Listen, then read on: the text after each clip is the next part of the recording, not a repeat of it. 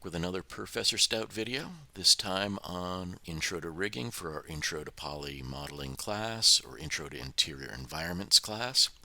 We've got this can. Its scale is about 12 centimeters or 12 Maya units, actual real world size of a can, pretty close to real world units. My room is made in real world units, so this can is just about perfect scale for the room. Important to know that before you start rigging, because not all rigs are scalable. You want to know that your character is going to fit in your environment before you rig. So I know I'm good, ready to rig. First thing I want to do is make the controls. I'm going to want a layout control. So create NURBS primitive circle options box, and I'm going to make my first circle linear with 4 sections. A linear circle with 4 sections is actually a square. I'm going to hit apply, create that. There it is in the origin, and I'm going to scale it up, make it big. That's going to be my layout control. Name it layout underscore control, and modify freeze transformations. And this is really important for all controls whenever you rig. Place it, name it, freeze it. You want your controls to be able to be zeroed out, so that if I move this control around, W to move, move it anywhere, zero it out, it'll go right back to the origin. You want to be able to zero out your rig to get your character back to neutral.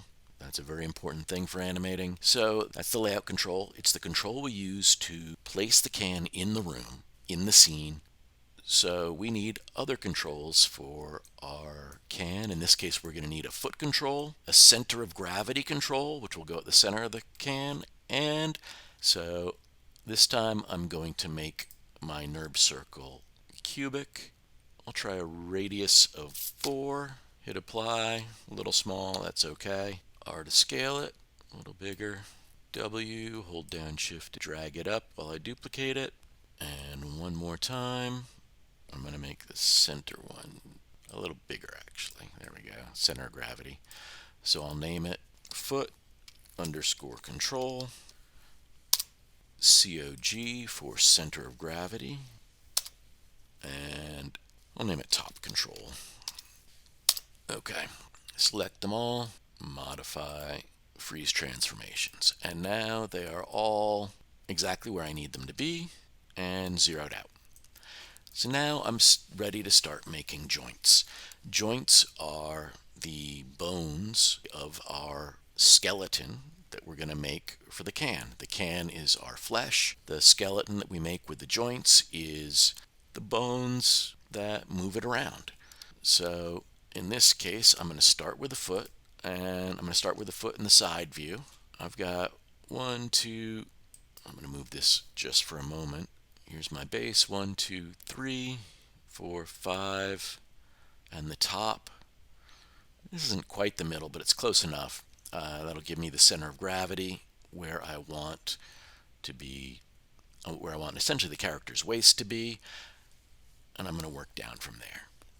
So go to my rigging menu set, F3, skeleton, create joints, and I'm going to click right there on the x-axis in the middle of the can on that center. We generally want our knee when we are making IK joints, and we'll talk about what IK means in a moment. We want our knee just a teeny bit forward, and then the foot, or in this case, first ankle, and then toe joint.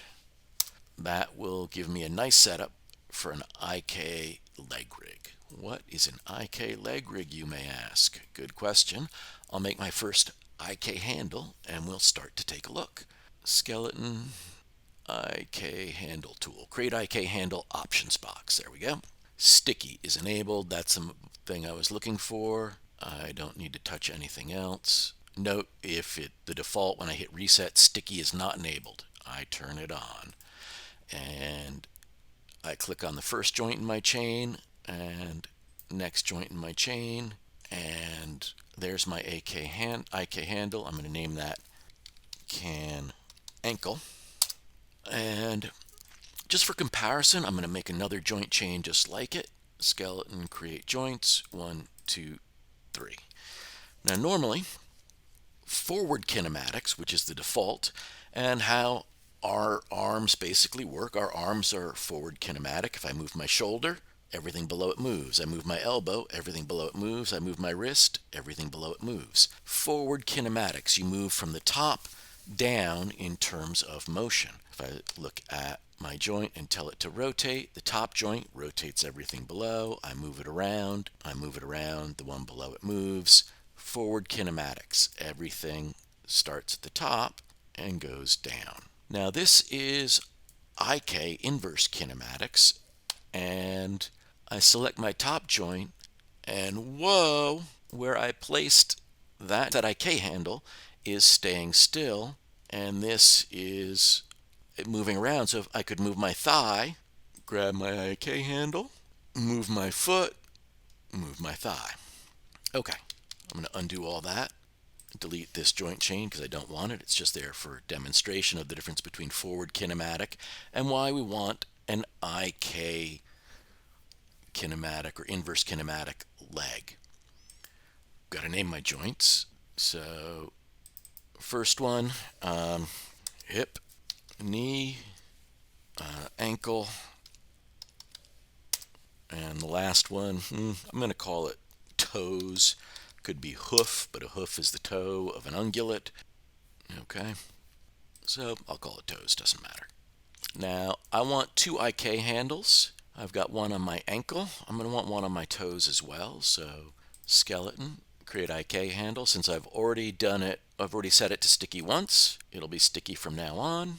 There's IK handle 2, and I'm going to name it, what am I going to name it? I'm going to name it toe IK. There we go. Oops, this should be ankle IK, just so they kind of match up. So I don't know if you noticed, the first time I moved it, the ankle stayed anchored, but the toe pointed in the direction of the movement. Now the toe completely stays fixed. So I've got two IK, and that completely anchors my foot. So that's what we want. We don't actually ever want to touch the joints. We cannot animate the joints directly because the joints cannot be zeroed out. If I select this joint, this is as close to 0 as it gets, 2.52, and that's how far it is from the joint above it in the hierarchy. If I zero it out, it goes flying up to its parent. Undo. We don't want that. So in order to be able to zero out our rig, we can't animate the joints directly. So ultimately, I'm going to get my center of gravity, or my root here, my root joint, obeying my center of gravity control, and my foot control is going to control these two IKs. So I'm going to grab these two, shift select my control, P to parent. When I put things in a parent-child relationship,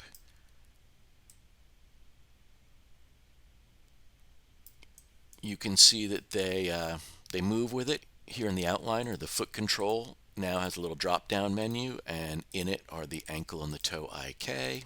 And when I move the foot control, you can see that the IK move with it, so that I'll now be able to move my foot. Now I want to be able to control the direction of my knee. So to do that, we need a pole vector. Lots of ways to do a pole vector. I like to come over to the front window, and I make a NURBS curve, create curve tool, CV curve, and I point snap the first point to the knee. I'll draw a really bad K for knee. There we go. And that's my knee control. I'm going to snap its pivot to the knee, DV, D to get into the pivot, V to snap. And then I'm going to pull that forward about this far in Z, so it's now always in front of the can. Notice I always make my characters facing forward in Z, so that if there were a face right here in the front view, it would be facing me, and in my side view, it's going to be facing this way. It's facing positive Z, so I'm looking at it. My eyes are in negative Z looking at it. It's facing positive Z. Okay, so there's my pole vector. I'll make it an even 15 units. doesn't matter, just feels good. And then modify freeze transformations. I'm going to name it knee underscore PV for pole vector. Pole vector is a constraint that aims the knee at the object. I select the knee, which is the controller, and I select the ankle IK. I go over to constrain, pole vector, and I get that little line shooting out, and I'm going to lift up my foot control. You can see there's my knee bending, and when I move my knee side to side, my pole vector side to side, you can see that the knee follows it. So undo, okay, it's zeroed out, grab my foot, zero it out. There it is, our knee is working, pole vector working. Cool. Turn off my resolution gate, or maybe that was the film gate, I don't know. Either way, it's off now. Okay, so now I need to make a control for the upper half of the, let's shift position, fix the camera. So now I need to make skeleton for the upper half of the can. So I'm going to go into my side view, skeleton, create joints, and let's see, I'm going to create one right about there, just a little above my hips, and then going up. I'm going to make this one right about here, so just a little above that line, so it's going to control all three of them, and then one at the top. So what am I doing when I place these joints? I have these edge loops, and I want a joint to be exactly on an edge loop. Each one of these joints is going to totally control the vertices of this edge loop. So when I rotate this joint, rotate it this way, after I bind it to the can, all the vertices on this edge loop are going to rotate with it. All of the vertices at the top are going to rotate with the joints around them. And so I'll get progressive movement down the joint chain. And I'm going to control that with the top control. So I need to set the rotation of my top control to control the joints. So let's look at some interesting things. Local space and world space. I'm in world space. I double click on my world tool to see. I'm going to click object space, and something just changed. Hit the plus sign to grow my manipulator tool, make it easier to see. Suddenly my Y is over this way. Go back to world. Oh, Y is up like normal. Z is in front. X to the side. Object space, it's different. When you create a joint chain, the joints point towards their children in X. So I created this joint first. Here's its child. So its X-axis is towards its child. That is how the joints work. They're all like that, except this guy at the end, because it has no children. That one is in world space. All the ones before it are pointing down the chain in X. Now, my control is frozen object space to match the world. So if I try to rotate the X-axis of my top control, it's going to be different from the X-axis of my joint. So I need to align those. I need to make them the same. So I'm going to select top of my joint chain here. I'll name them in just a minute, but I'm going to select the top one, and I'm going to orient these to the world. So I go to skeleton, orient joint, options box, and orient joint to the world is what I want. Orient children of selected joints, I want that as well. I hit orient, and now each one of these in object space is oriented to the world, which means it has the same orientation as this top control. Cool. Save my work. Now I'm going to select this control, select joint 1. Ooh, I want to name joint 1 now. I'm going to name it spine 1 underscore joint. I'm going to right click, I'm going to double click in there, copy joint, spine 2, control V, spine 3, control V, spine 4, control V, spine 5, control V. Okay, I'm actually going to rename my hip, etc. joint, joint, joint, control V to add the joint. You want all of your joints always to be labeled joint. Here's why. There's this little bar here, and there's these three options at the top that are useless: absolute transform, relative transform, rename. How many ways can I rename Maya? I don't need another one. Select by name. Now that one's useful. I can select by name, and if I say asterisk, which is a variable, and then joint, that selects everything that ends in joint. Similarly, I can say asterisk control and select all my controls. This can be really useful when you're doing a big rigging project or troubleshooting something and you want to find all your joints, find all your controls. It's helpful. So now I've got everything named. I've got my joints and my control aligned to the world the same way. So I select my control, shift select my top of my spine joint chain, and I go to Window, General Editors, Connection Editor. And I'm going to find rotate. There it is, rotate. My names are set to attribute order alphabetical. I find that to be the most useful. So rotate to rotate. I've got my top control on the left, my spine joint on the right, so I select this guy, spine joint 2, reload right, rotate. Spine joint 3, reload right, rotate. Spine joint 4, reload right, rotate. Spine joint 5, reload right, rotate. And now, and this is so cool, when I rotate my top control, there go my joints. And we'll go the other way. Whee! So I've done the top of the can FK. That's all FK. I can't rotate them individually anymore because notice in the channels, the rotate XY are yellow. That means they have an incoming connection. So I can't rotate them individually anymore. But each one rotates the one below it, which is why I get that nice graceful curve of the whole thing.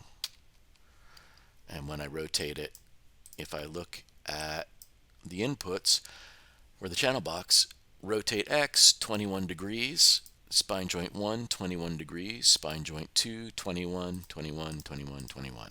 So it's all the same going all the way down. Zero it out. And now I need to connect the two. I'm going to need one joint in between there. So skeleton, create joint, and I don't want the other joints. There we go. Zero that out in Z so it's just on the axis. Name that one root underscore joint. And select the hips and the spine, then the root and P to parent. Then I'm going to select my center of gravity, select my root, constrain, parent constrain options box, make sure maintain offset is on, add, okay. And now, yeah, there we go. I move the hips, the spine stays vertical, the leg does its leggy thing, this moves, okay. Now, I do want my top control to move with the controls, so I'm going to make my top control a child of the center of gravity, P to parent. Now when I move it around, You can see it's moving with the can, and I can rotate my top control, counter rotate that, and now I've got a nice little S-curve there. Okay. Save it. Make sure everything's zeroed out. And let's see, I want my parent control, my layout control to be a parent of my center of gravity, P to parent. So now when I move my layout control,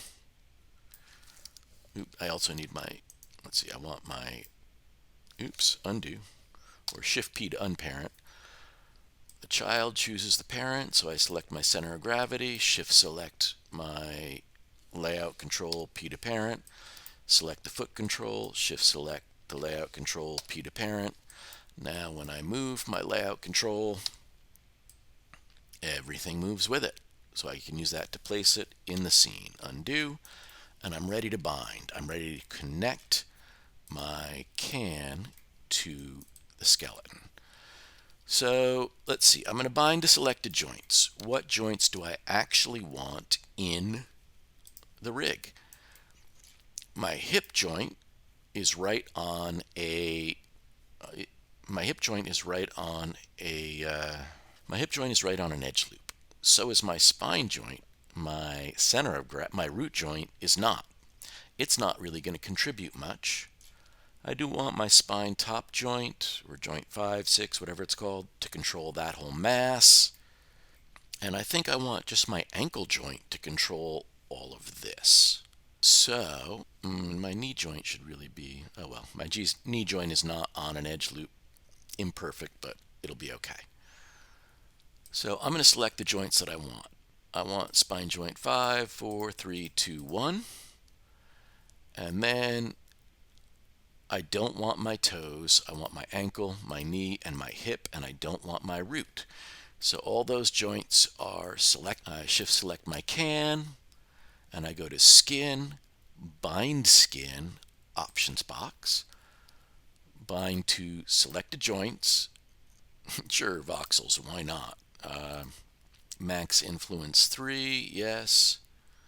Resolution, I'll bump that up and apply. With voxels, the higher your resolution, the better your bind, but it can also take a lot longer to bind. That was a ridiculously long binding process. You're glad I didn't make you wait through it. Let's look at the results. I grabbed the hip. Okay. That can has some great movement, but there's some things I don't want. Notice how the foot joint is holding still, but that tip of the can is coming off the table. Not rooted, not planted. That's how the top is doing. Pretty good. There's some tearing here we might need to address in extreme rotations. Let's check out the movement when I rotate here.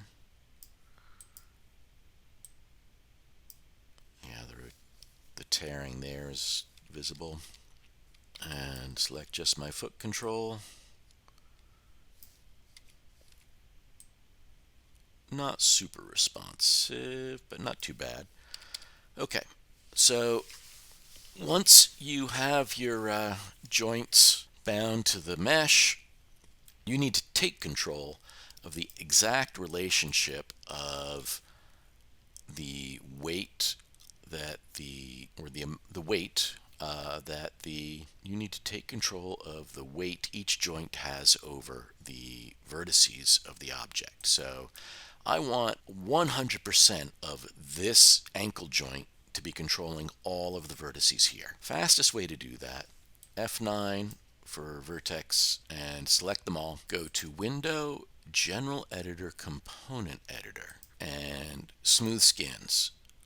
Here in Smooth Skins, you can see the hip joint has a little bit of weight, 0.007, James Bond action, 001, teeny bit on the hip, 0.5 on the ankle, and 0.5 on the knee. What I really want is all of those 100% on the ankle. So I type in 1 and boom, the other columns disappear.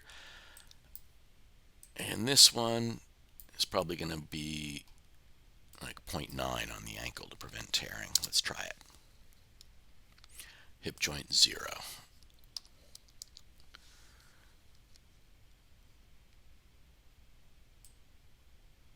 0.1 knee.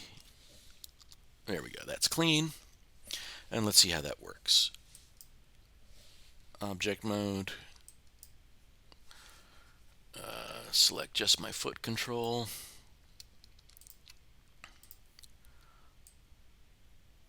Move it around. I think I want convert selection. Convert selection to vertices. And I'm going to go 0.95.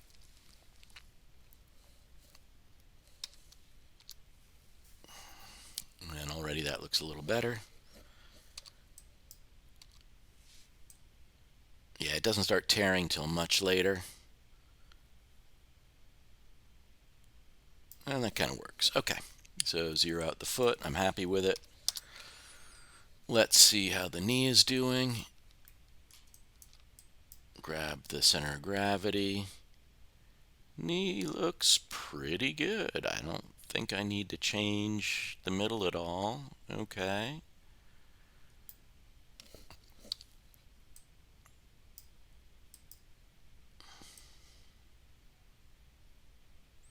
And let's see, I'm not a big fan of how this area is working. So vertex mode. Oop, no. That's just F9. Lasso tool, lasso selection. There we go, grab all those vertices. General editors. Component editor. And what did I say? On spine joint 5.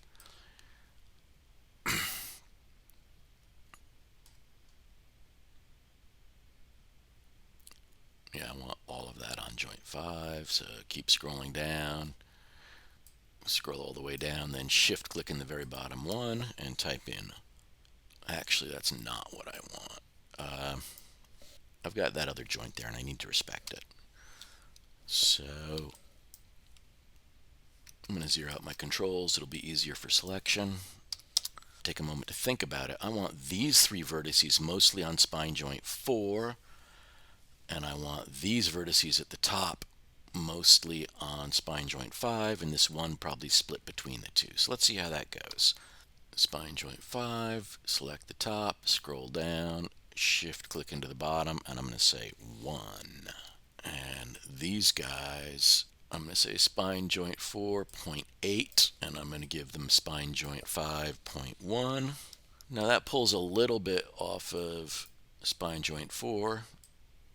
I'm going to set spine joint 3 to 0.1. And it's a little dangerous, but it usually shifts onto the existing ones. And you can see that's worked pretty well. That this is 0.1, and it's shifted the weight that was over 0.1 onto the 2 existing joints, not anywhere else. Sometimes it goes other places, and that can cause troubles.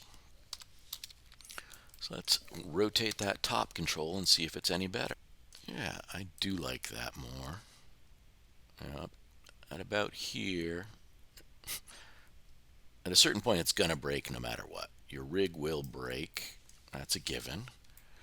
Okay. Select, convert selection.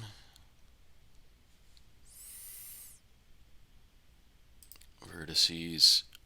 No, it's this 0.2 or joint 2, joint 1. All these on 0.3. That makes actually good sense. Select, convert selection, vertices, 0.3, 0.3, 0.3, more or less. I think that we're good enough. I'm not going to change that. It's working. If animation tests prove that I need to change it, I will, but I think that's pretty good now. I just had to secure the foot and the top, and there is a rigged can ready to animate. We'll have some fun in the next video. Bye-bye.